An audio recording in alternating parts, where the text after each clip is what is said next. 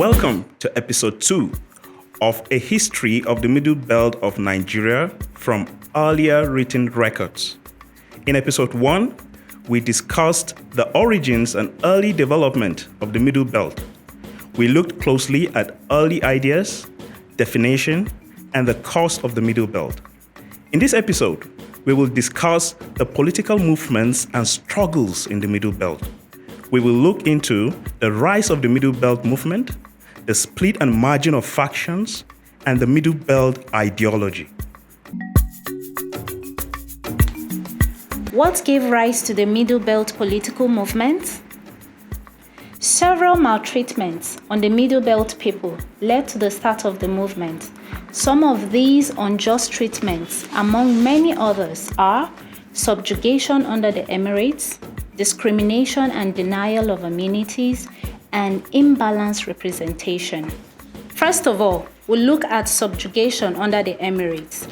For their convenience, under the indirect rule system, the British colonial administration tried to bring territories not conquered in the Jihad wars under the Emirate control. This arrangement was unsuccessfully opposed by the people because the religion of Islam was alien to them and they had their own ruling dynasties. Riots in the present-day Benue State, Plateau State, Adamawa State, Taraba State, Southern Kaduna, and Tafawa Balewa in Bauchi State broke out as a direct result of this imposed feudalism. Secondly, discrimination and denial of amenities. In both pre-colonial times and the First Republic, the Middle Belt areas were denied amenities like roads, hospitals, schools, and employment. Promotion of non-Muslims in the civil service was slow or denied completely, and attempts were made to forcefully convert them to Islam. Thirdly, imbalanced representation. There were several imbalances in representation in the Federal House of Representatives, FHR, in Lagos, Northern House of Assembly, NHA, in Kaduna, and in the Northern House of Chiefs, NHC, also in Kaduna. According to the Nigerian Yearbook, 1952, out of the 70 seats in the Federal House of Reps, only 6 went to the Christians, who were all from the Middle Belt. In the Northern House of Assembly, there were 90 seats in all, out of which the Middle Belt had 19, with only 6 allocated to Middle Belt Christians, while the remaining 13 went to the Middle Belt Muslims. Of the 53 members of the Northern House of Chiefs, only 6 were Christians.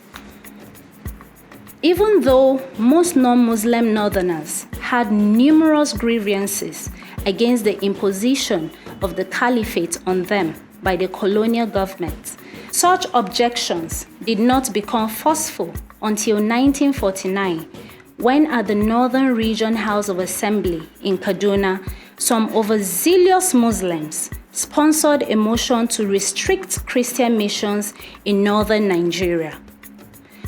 Such motions pushed Patrick Dokotree, a seminarian, and Pastor David Lott to appeal to other northern Christian leaders to initiate a group originally called the Non-Muslim League, NML.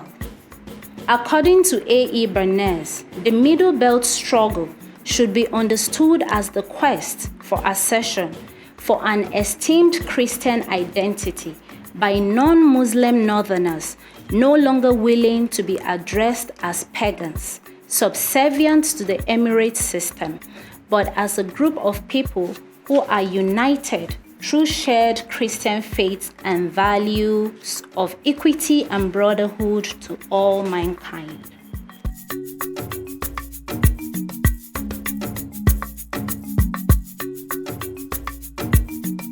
In 1950, the Non-Muslim League, NML, became the Middle Zone League, MZL.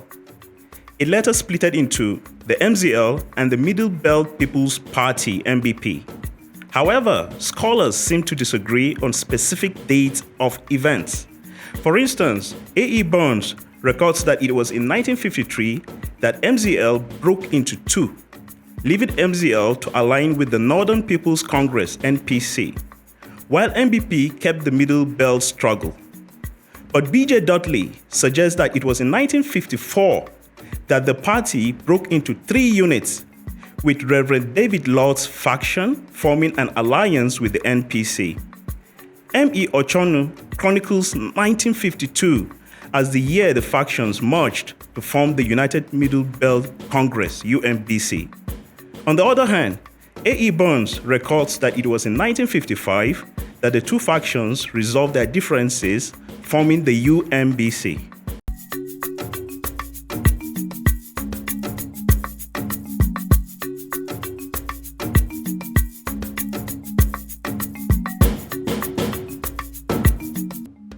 What is an ideology? An ideology is a guiding principle for an individual or for a group of individuals, like a tribe. A guiding principle. What those people do, why they do it, is the ideology that is driving them. Now, you get a very good idea of the driving ideology of the Middle Belt in Middle Belt Forum's motto. If you see the logo of the Middle Belt Forum, at the bottom of it, their motto is there. Our people, our land, and our heritage. Now, those are the things the Middle Belt people have decided to defend. Anything they're doing, the Middle Belt movement was guided by making sure our people survive, have their rights, and they have self-determination. Our land, nobody's going to take it, and our culture should never be destroyed.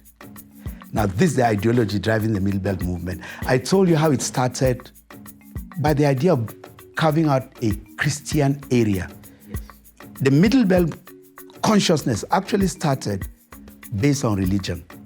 Even the first political parties were purely religious. The first one was actually called the Non-Muslim League. But we must admit that some Middle Belters have since imbibed Islam, and they are our brothers and sisters. There's no way you will separate your blood, your own brother and your sister. So the Middle Belt movement now incorporates all religions. African traditional religions is most. So it's no more, Christianity is not the ideology. Initially, the driving force was Christianity. But now that it is well established, it's in the motto of the Middle Belt Forum.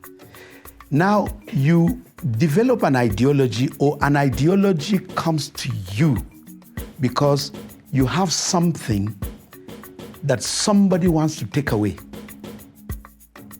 and it's very valuable to you. And your ideology is formed based on that. Do the Middle Belt people have anything that somebody wants to take away from them? Oh, yes. Somebody wants to kill Middle Belters.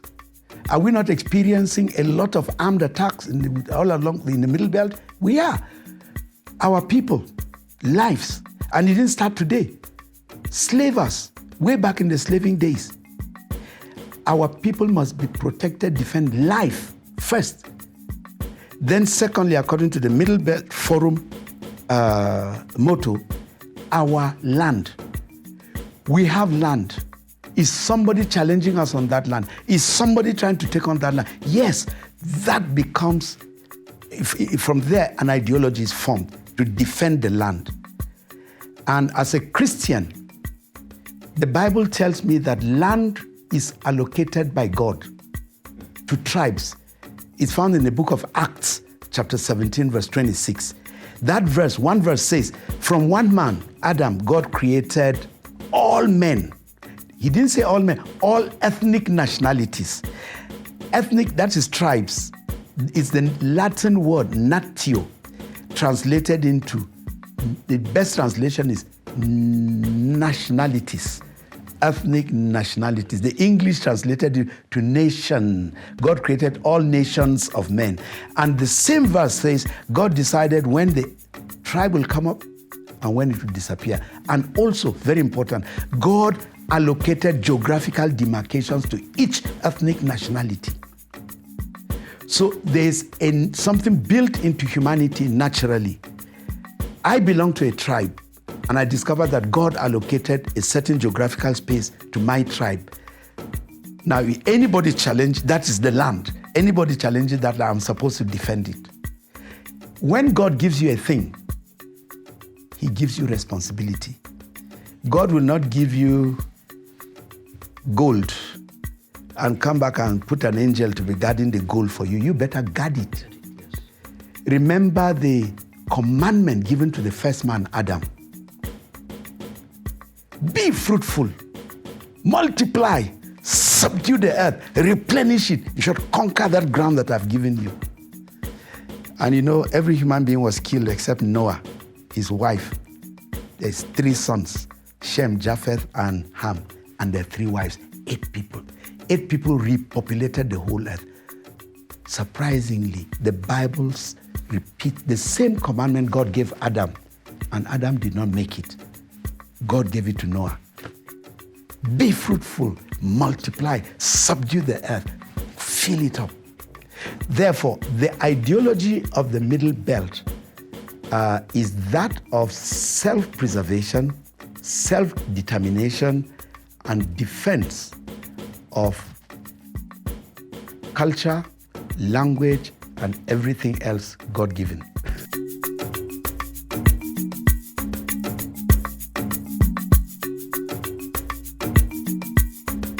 Now, the Middle Belt ideology actually would be that of equality of humanity. Now, there was Jam'iyyar Mutanen Arewa, which you could say Northern People's Congress. But it was not Northern People's Congress at the beginning per se like a political party. It was more or less like an umbrella body for people from the north to come together and negotiate for the share at the National Assembly seated in Lagos, 1951. Then this Northern People's Jam'iyyar Mutanen Arewa now became Northern People's Congress by direct translation. And later it was to become a political party. Now the question is that how many Northern Christians had a stake in the MPC? So, Sardauna of Sokoto, yes, he's been praised for so many wonderful things, and he actually tried. But almost every agenda that he had, to a large extent, at least history has shown, that he also had a religious agenda. And that was subsumed in the good, or the general good.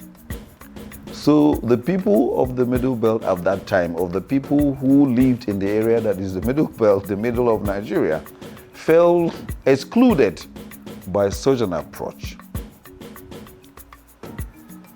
That was one of the bases. So now, since we are people with different languages, different cultures, different faith in this case, so we have maybe some semblances of shared outlook, but we had some peculiarities. These peculiarities were the survival of our languages, the survival of our identity, the survival of our ethnic groups, through which we are able to express ourselves as what will become Nigeria.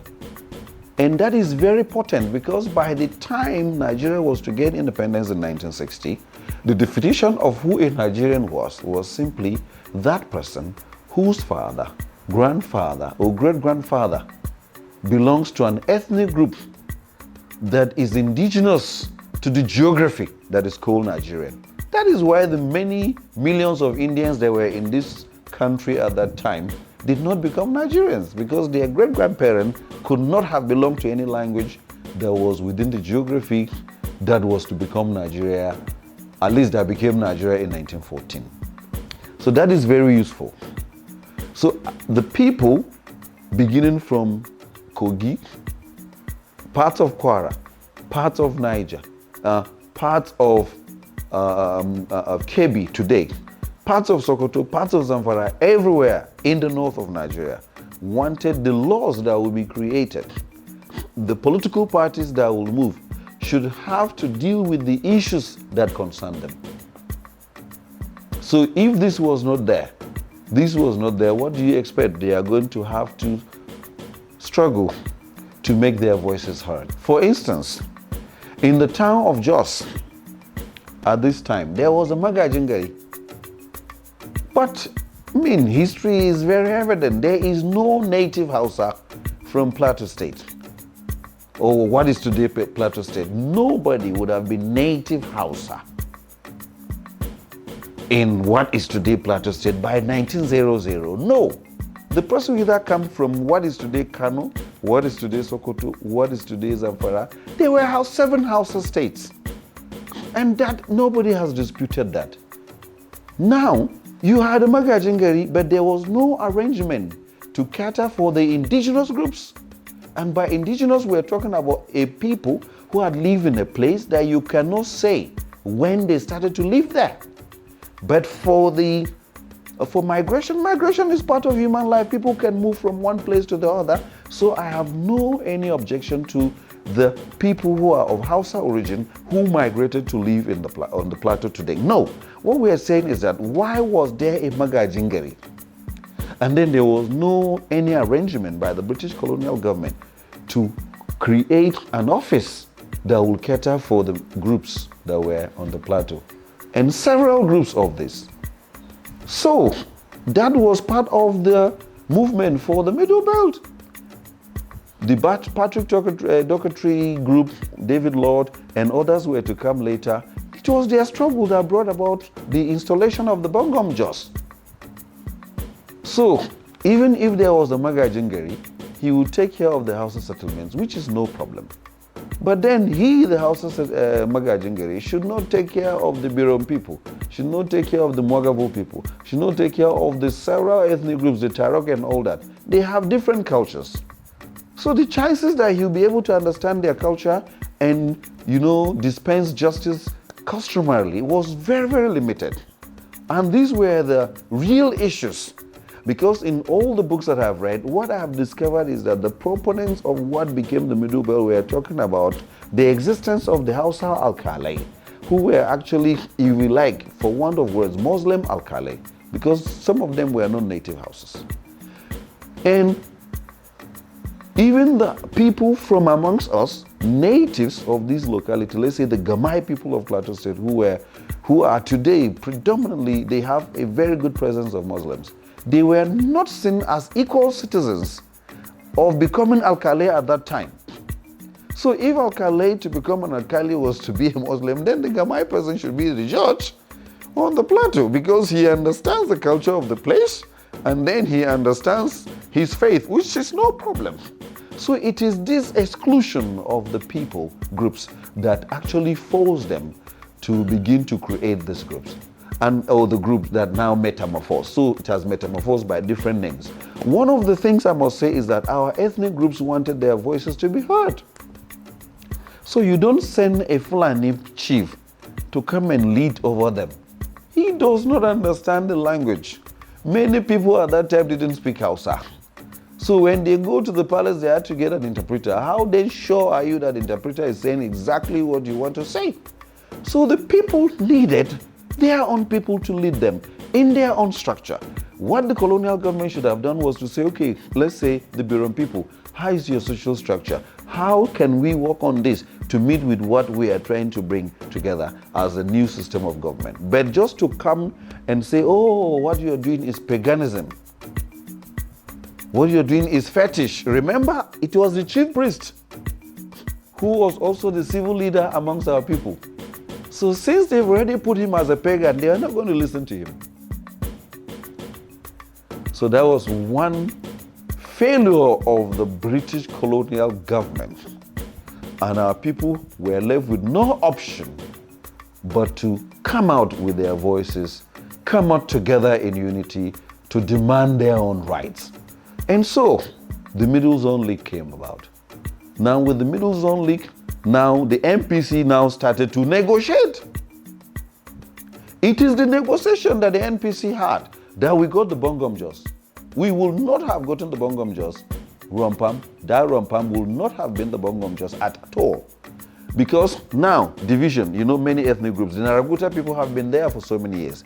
So are you going to take the Bongom, are you going to take the chief from among the Naraguta? Are you going to take the chief from among the Birom? Are you going to take them from Wagavu, from Nengas, from the Mapun, from the Tarok, from all the groups that are there, from the Tal and all that? So what were they going to do? Negotiation. And then the Birom group, Progressive Union, was able to negotiate with the Naraguta people. And they accepted that the Birom people should present a chief. And so the best to do was to give the chief name in Birom that affirms that we've been here even before the colonial government, before every other president. And this is one of the things I've often said when I have the opportunity to talk. I said, look, we, the people of the Middle Belt, we are not troublesome at all. The Igbo people have lived in the Middle Belt for more than, as far as history can show now, for more than 120 years. There is no day that an ethnic group had risen against one Igbo man with a shop in his village, in their village, to say, we want you out of here. It has never happened. It means we accept people. There are Yoruba people who have been in Jos over 130 years, under 120 years today. Nobody has reason to say, we want you out of here.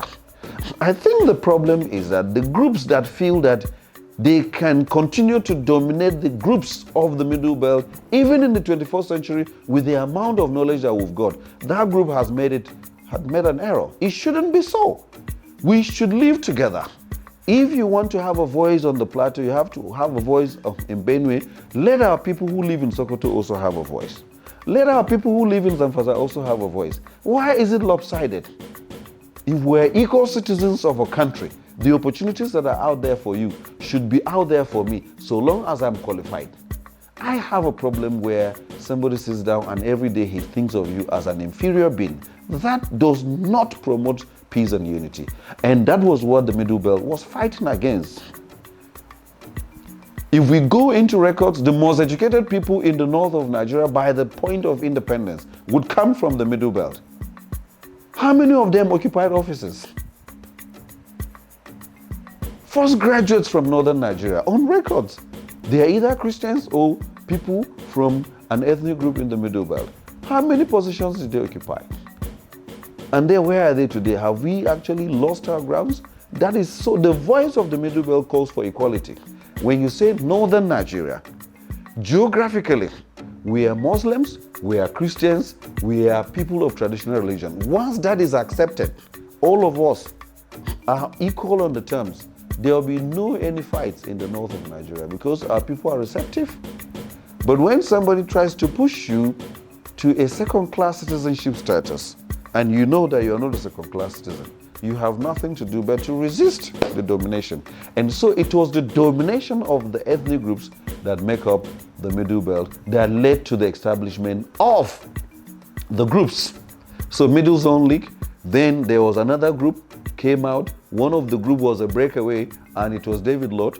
They were the ones who were able to muscle they call them Middle Zone People's group, some union, something like that. They came together and were able to negotiate and got the Bongom Jos. After all, Sardauna was not in favor at that time of the then Magajingari of Jos because he was a NEPU member. So it was political tension. There was political tension amongst the Hausa and the Fulani. But it never went into extremism as the political tensions between those of us who were into Christianity and those of us who were into Islam. And you see in Borno, it has not actually been like that because in Borno, people think about their ethnic group first. So an average Kanuri person is Kanuri before they are now Muslims or Christians. The Yoruba have Muslims and Christians, they don't have any issues because once you recognize your togetherness, which was what the NPC did at the beginning, the Northern People's Congress. At the beginning, no much form of division. But when division started to come, sectionalism set in, the people of the Middle Belt had no grounds than to go back to form groups. In the southern Kaduna that I come from, our people formed the Nezid Union. The word Nezid in our languages means my kin. And what were we saying? These other people who live with us are not our kindred.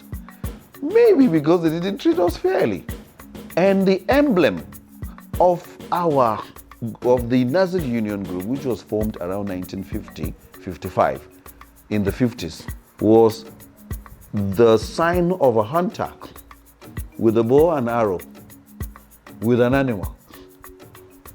What was our people's occupation? They were simply farmers and hunters. They are not even interested in politics. It is that the dividends of government or governance was not tilting into our place. Now, so look at the biggest higher institutions in northern Nigeria. Where were they?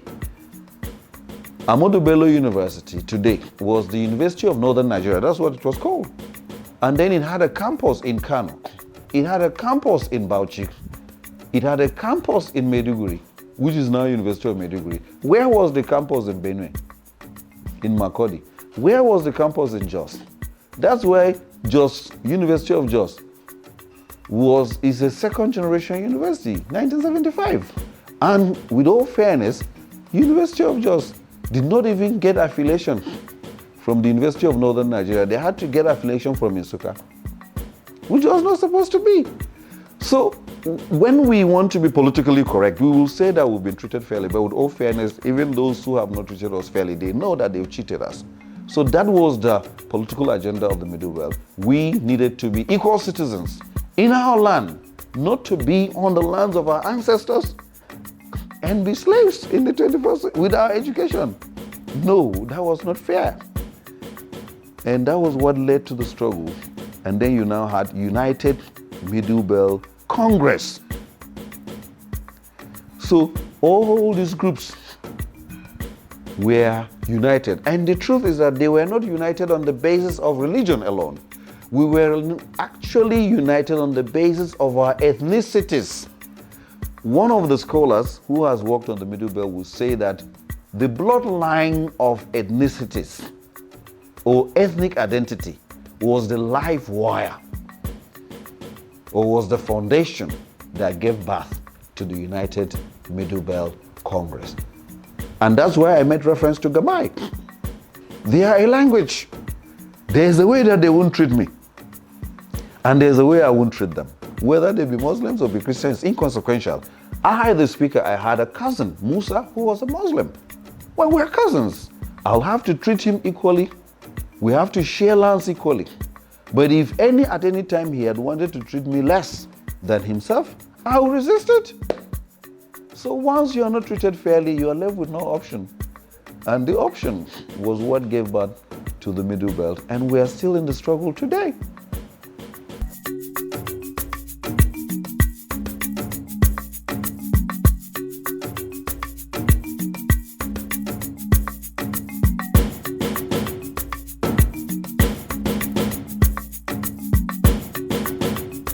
Definitely, as you've said rightly, it was being our land, our people, our culture was being threatened. And earlier on, I traced the history of the formation of tribal unions. That was the first move by the Middle Belt people. They came together to put thoughts together and to demand from those in authority for their rights so that they can enjoy the preservation. So it started with the Middle Belt people forming tribal unions. Those tribal unions metamorphosed into full political parties. So today, to get a leader up in government, it's politics. And the Middle Belters went into full politics with the formation of parties from the early 50s into the 60s. So, yes, that's what the Middle Belt people have done. And along the line, we have had more groupings apart from pure political parties. For example, I've mentioned the names of several middle belt groups. I joined one in 2010. I formed one in 2012.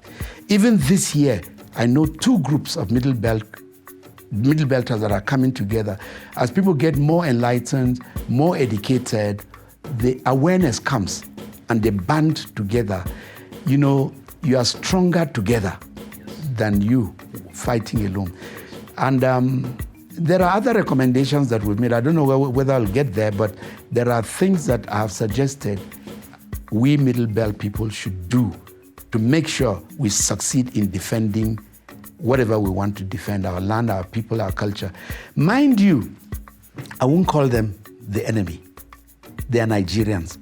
I'll call them the challengers. Those who are challenging middle belt people over their land, their people, their culture, are not relenting. As we block them here, they find another route. Yes, they come another way. And so the Cold War, I'll call it a Cold War, continues.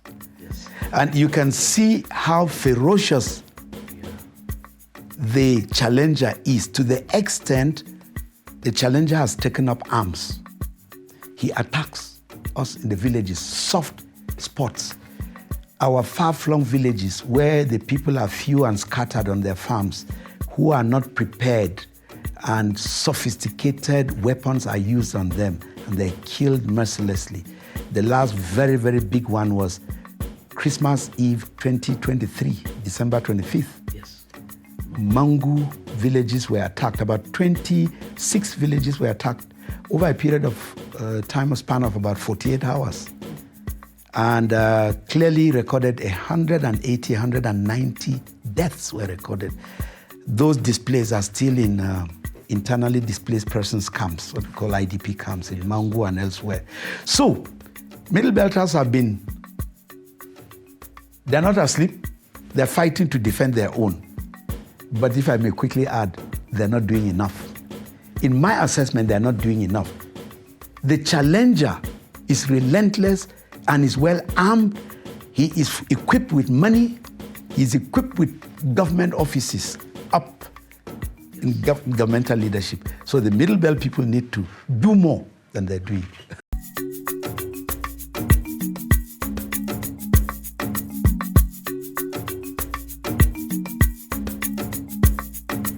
At the Congress of the UMBC in January 1957 in Lafia, present-day capital of Nasarawa State, Joseph S. Taka was elected president. His leadership is credited to have steered the UMBC to new heights, especially in the Benue province, particularly among the thieves. Other early leaders of the UMBC were Reverend David Lott, Patrick Dokotri, Edward Kunduswem, Amadou Angara, Isaac Shahu, Solomon Lar, D. Bulus Biliyang, D.D. Dimka, V.T. Shisha, M.D. Yoka, Ugba Uye, and Vincent I. Ojimi. UMBC adopted a decentralized nomination system whereby local ethnic unions in a given area nominated and presented candidates for local elections. This was, in part, used to validate the ethnic diversity of the party.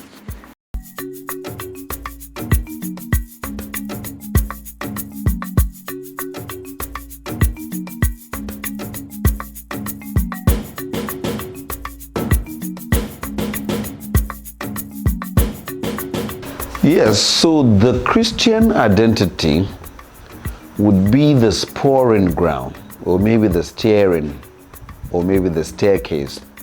Number one, we need to give credit to the missions. When the missionaries established their schools, they did not exclude the Muslims from attending the schools. And their work at the school was not to convert any Muslim who came to a mission school. But as a student in a school, you will go to chapel. It was a normal ritual.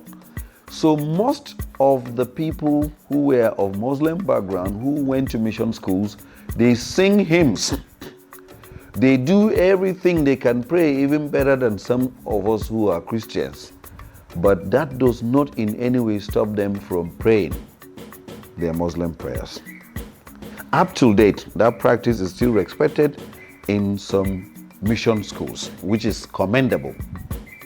Now, so yes, the first meeting that was done for the group was began as a non-Muslim group. There was a need not to sustain that because the Muslim, that is the Middle Belters who were of Muslim background, actually critique their colleagues, that is the likes of David Lord, Patrick Doherty, and they say, okay, we are interested in fighting this battle from the ethnic group point of view. Remember I said Birom Progressive Union, and definitely even among Biroms there was a likelihood there may have been some Muslims, though they may not feature in the history. But that doesn't take them away from being Birom. So when the group did not use the name non-Muslims Northerners and started using the middle zone lake, the Gamai group, by the time Wellings Commission, I can quote that, when Wellings Commission was sitting in 1957-58 in preparation for the 1959 general elections that will usher in the government, the president of the Gamai group, ethnic group, was a Muslim, and he was in the forefront of the fight for the creation of a Middle Belt region.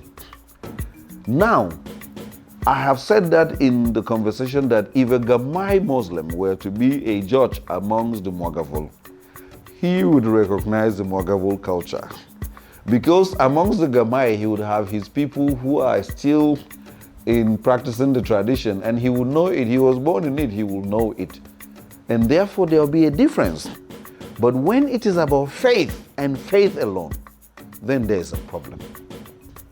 So the split, the birth and then the split was not about them disagreeing. I think the split maybe was path.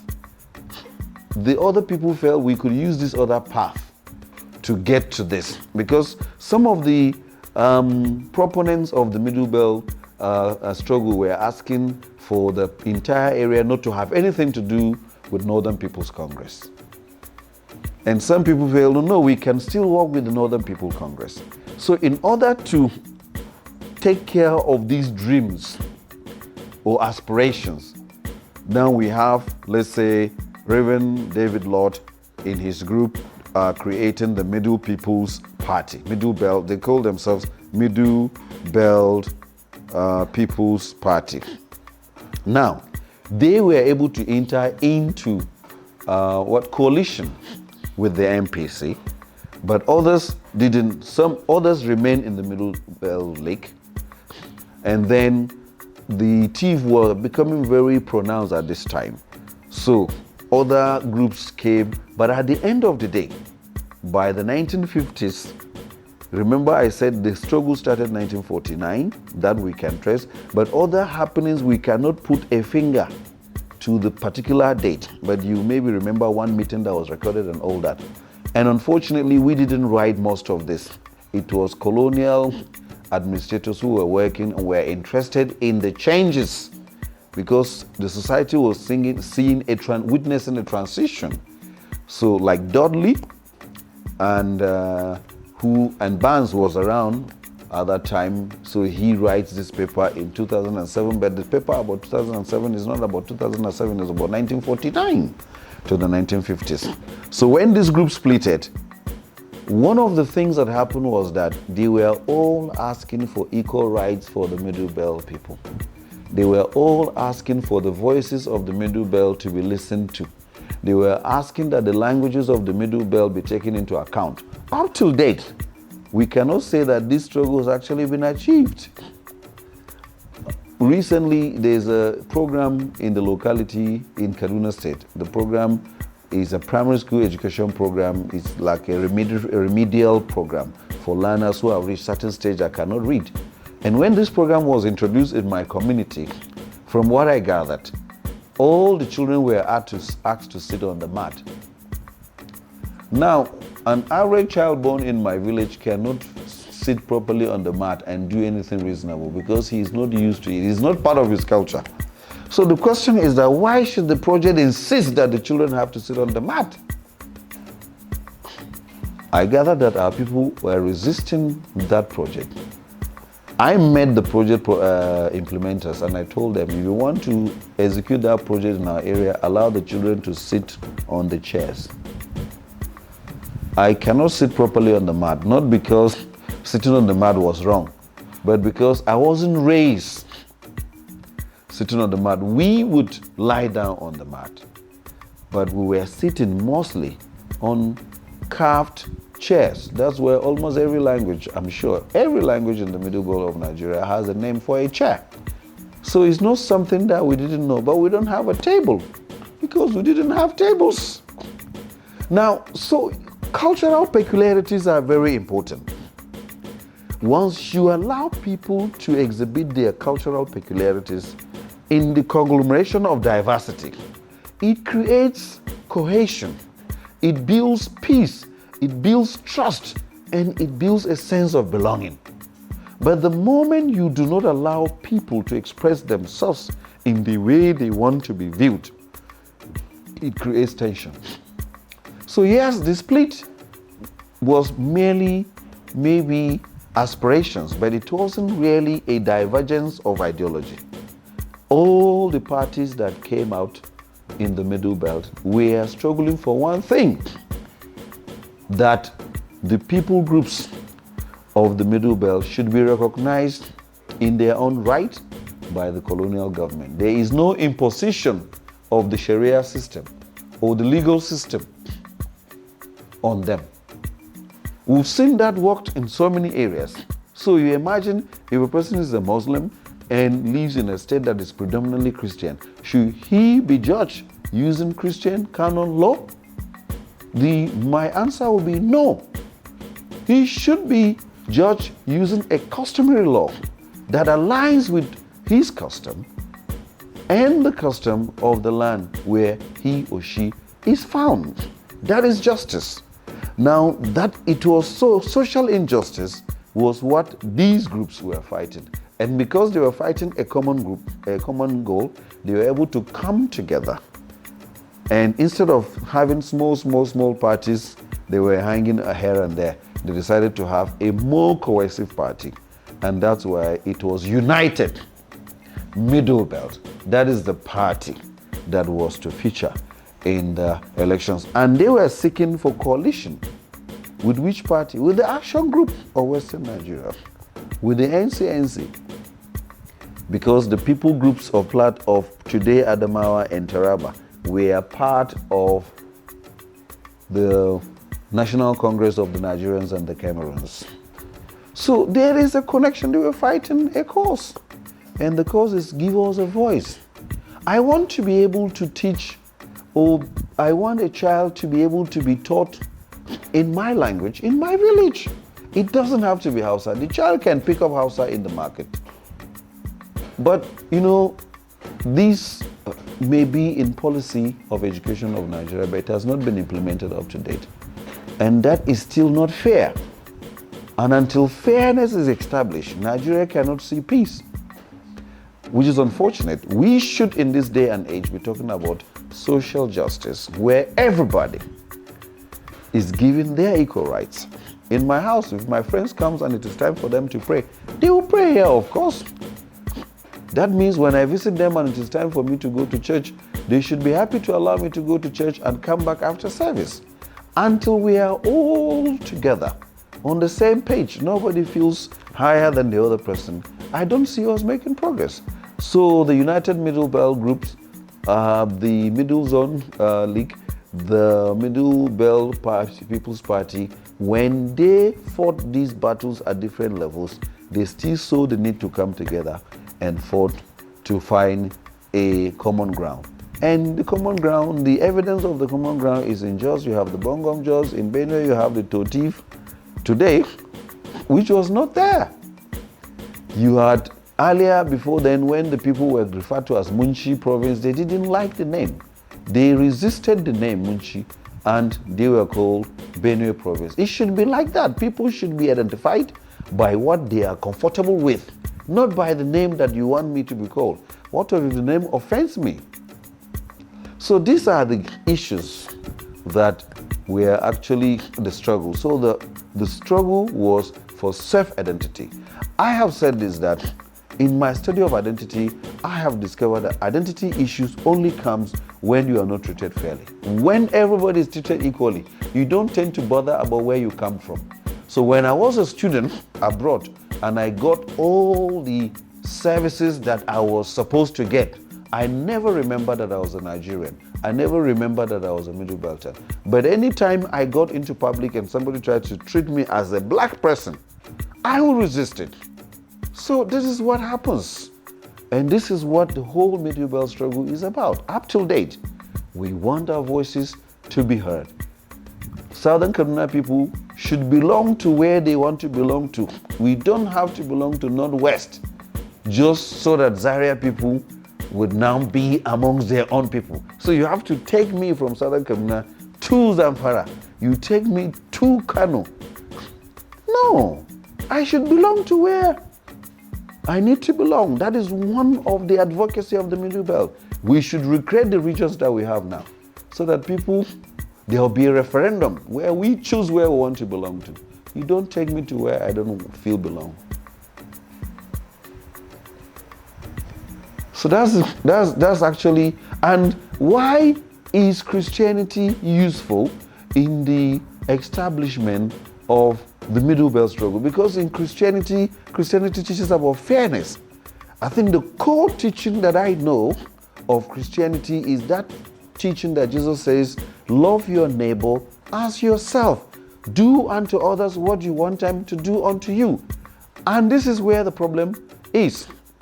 If I can go to Sokoto and be treated fairly, I will stay in Sokoto and not remember that I'm from Kaduna State. If I can go to Kano and be treated fairly, I will stay in Kano, live my life, be productive, and not remember I'm from Kaduna State. But when I'm not being treated in the way I deserve to be treated, then it creates a conundrum. And it is this conundrum that has left this call for a recognized region of the Middle Belt. And thank goodness, the matter is very topical now that the current president, Bola Ahmed Tinubu, is talking about the possibility of a restructuring. We are asking for a restructuring of the region.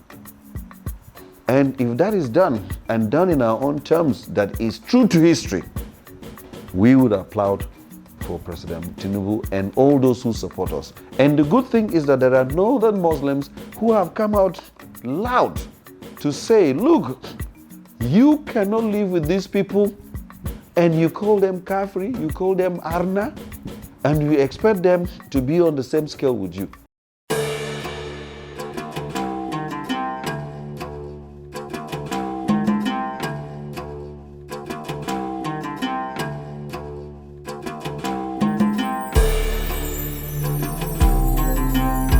As we earlier said, tribal movements developed between the 40s and the 50s and they metamorphosed into full-blown political parties.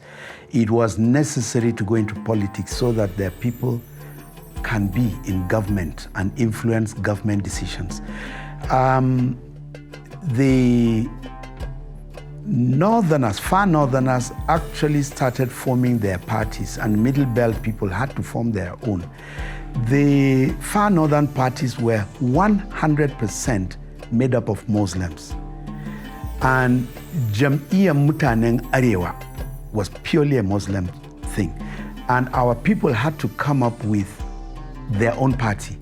And the first party that was formed was the Non-Muslim League, because that was the dividing line, it was religion.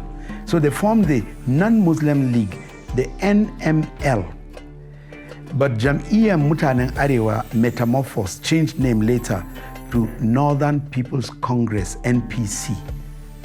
So the NML also changed name to a Middle Zone League, MZL, Middle Zone League. And those were the formations, the early formations of parties. Parties were being formed. And mind you, the country was then already in regions. And the colonialists had changed from one constitution to another. If you look at the number of, I think we've had 9 constitutions, we're in the 9th constitution now.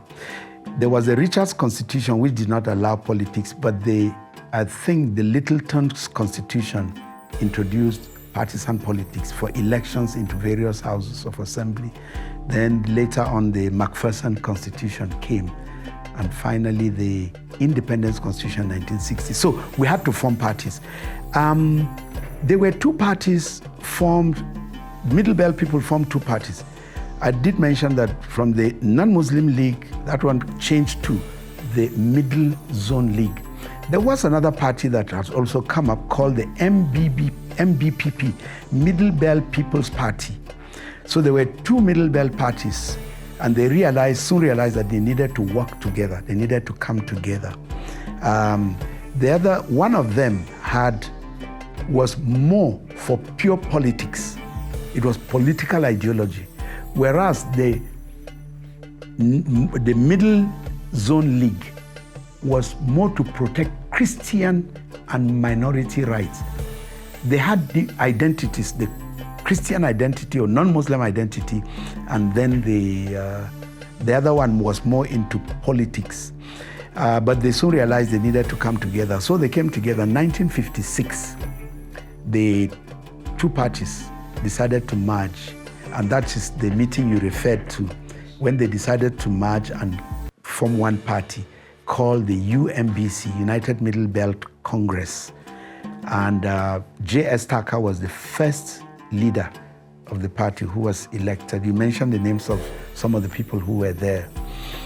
And the UMBC, formed in 1956, prepared for elections that will hold in 1959, preparatory to independence.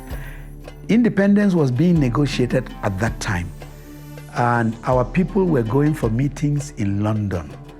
They were held in what they call the Lancaster House meetings. We had people from the Middle Belt like J.S. Tucker, Patrick Doherty, Pastor David Lord, Moses Nyamara. They all went to London to negotiate the terms of independence. People from all over Nigeria, far north, east, northwest, south, southeast, southwest, they were all meeting there with the colonialists. And what were they doing there? They were negotiating the terms of independence.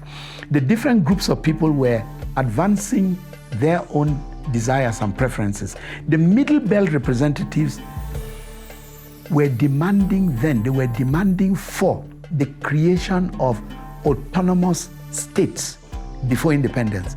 In fact, our people opposed independence, said, don't give northern Nigeria independence until you create states that were autonomous.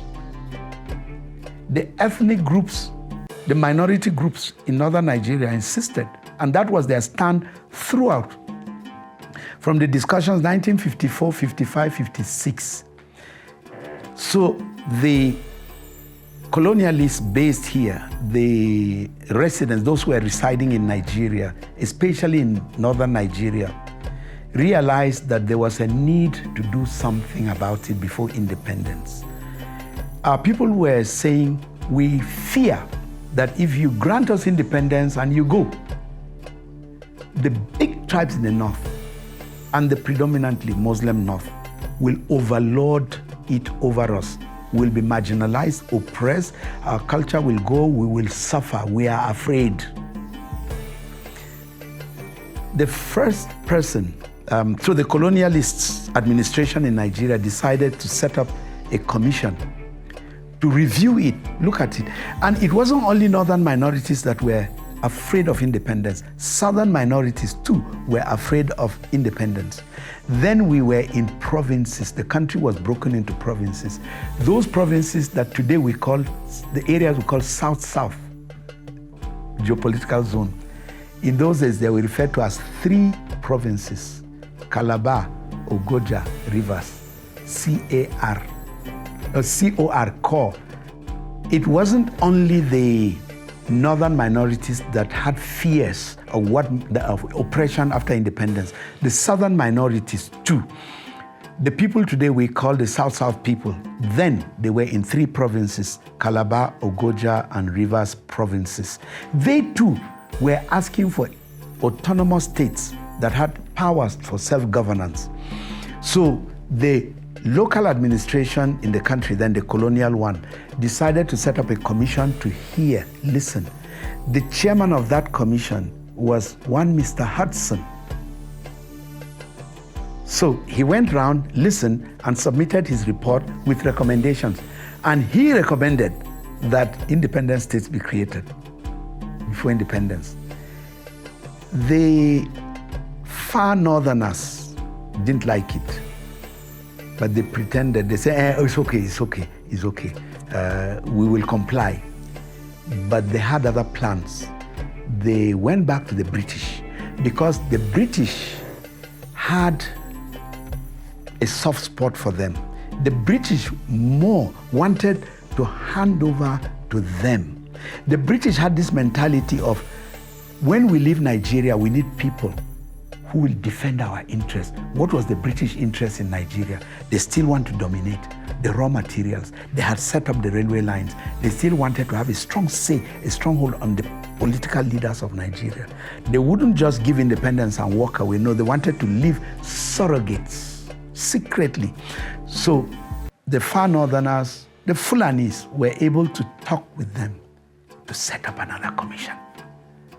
So in Hudson was set up in 1956. Then in 1957, from England, another commission was set up, headed by Mr. Willink, Henry Willink. They gave him 5 people from the UK, and they sailed down to Nigeria, another commission, and that's the popular one we call the Willink's Minority Commission. They submitted their own report in 1958. Now, there were far-reaching decisions there. Our people complained, and the Williams Commission sat in Ilorin, Kaba, I know Jos, I know Lafia, I know Makurdi, where they actually sat. And when they came to Jos, I've done my best to read who actually went there. When they came, thank God, UMBC, that's our United Middle Belt Congress, had a working relationship with AG, Awolowo's party, Action Group. So Awolowo helped us with 2 lawyers who will present our case, our petitions, before the Williams Commission, because the Oyibo could not speak English, Hausa, and our people generally were speaking in Hausa. So we needed somebody, a lawyer who could speak in English, and we didn't have a lawyer. Chief Awolowo, thank God, he gave us 2 lawyers. Chief Fani Kayode, the father of today's Femi Fani Kayode, was a lawyer, and also, what's the name of the other lawyer? There were 2. The other one was from the South-South. And they represented they were the council representing our people before the Williams Commission. Our people brought up the same complaints, and the Williams Commission didn't recommend the creation of autonomous states, but they recommended a lot of other things. Some have been implemented, but some have not been implemented.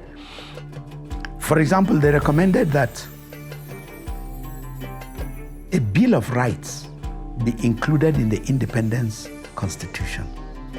And that is what we have in chapter 4, section 4 of today's Constitution, the 1999 Constitution, what we call the fundamental human rights. The right to assemble, right of religion, right to move about, right to do whatever. It was the recommendation of the Williams Commission. The Williams Commission also recommended an independent electoral body. Our people were complaining that we may go for elections, the results are manipulated. Or when our people win, they say, throw them into they said, okay, set up an electoral commission. And they also said the fear of marginalization, because we were afraid the northern regional government was not bringing a lot of development to the Middle Belt. There was only one road in Jos, only one road in Makudi, only one road in Ilorin and Kaba. They said, we're doing it. The development was mainly in Kaduna. So they said, okay, revenue sharing formula. That's where the revenue sharing formula came. It was from the Williams Commission. There was a big issue regarding the Yorubas in Kaba and Ilorin. Kaba was a province, Ilorin was a province then. And the two provinces were in northern Nigeria. These Yorubas didn't like the idea of being called northerners and being in northern region. They demanded that the two provinces be merged with western region. They brought their request to the Williams Commission. The Williams Commission found it tough to decide on. So the Williams Commission recommended that the Nigerian government should set up a plebiscite. A plebiscite is all the parties coming together to negotiate. Just like we negotiated our boundary with Cameroon, it was through a plebiscite. The eastern boundaries of Nigeria, right from Lake Chad all the way to Bakassi, was not like this before the plebiscite. And we agreed the Adama Hills and the Mambila and the Sardauna Mountains should be given to Nigeria. They were actually in Cameroon. And we ceded Bakassi Peninsula, the rich, where plantain comes from in western Cameroon, we gave it to Cameroon. Anyway, a plebiscite to settle the issue of northern Yorubas. It was never set up till today. And up to today, the Yorubas of Kwara State and Kogi State are still demanding that they want to go back to their forefathers. Their forefathers' graves, their farmlands, their plantations are in western Nigeria, in Ekiti State, Osun State. They said they want to go back. They have formed associations. They call themselves the Okuns.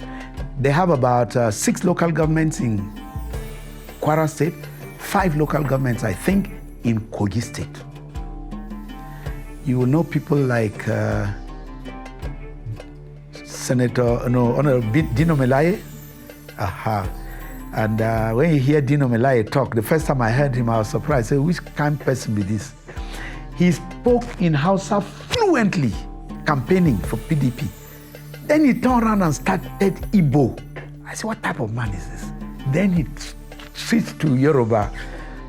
So the people there are mixed, and there are quite a number of them around. So that is where our people found themselves. Politically, they fought towards that independence. They came together as UMBC. Unfortunately, today there is no UMBC. Unfortunately, the party did well, as you said, in the Northern House of Assembly. It was the 3rd largest party in the Northern House of Assembly. And it was in 1956 that there was a motion to even carve out a Middle Belt region. Unfortunately, at that time, the party factionalized. There was a leadership tussle in the party. One faction was being led by Moses Nyam Rang, and the other party was being led by Pastor David Lott. And people like the leader, like J.S. Tucker, was very unhappy.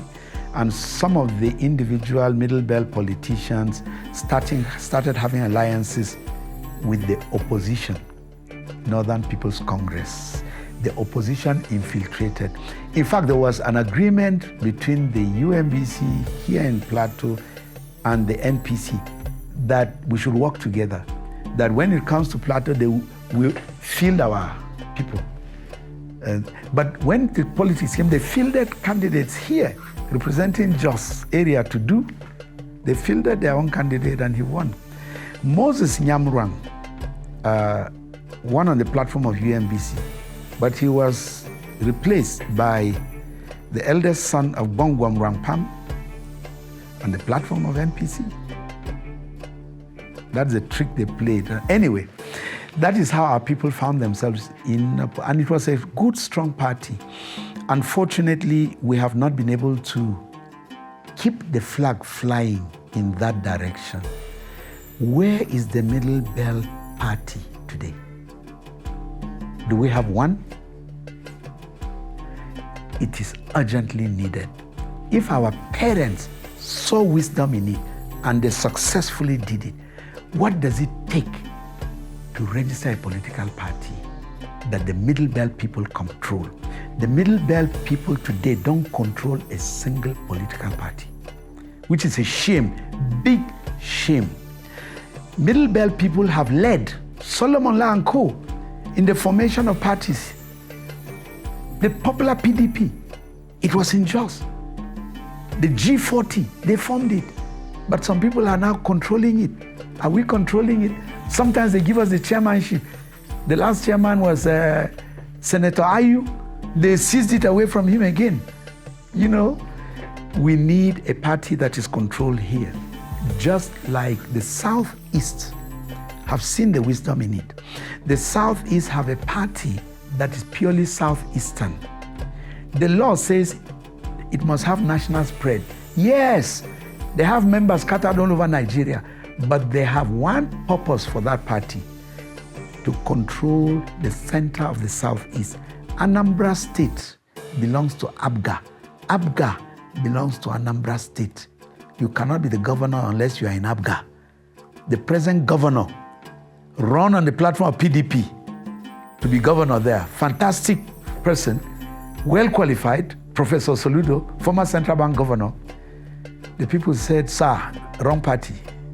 4 years later, he moved over to ABGA and said, now, you see, there's wisdom in it. And when you control a party, you have legislators who talk, and resources are also in your control.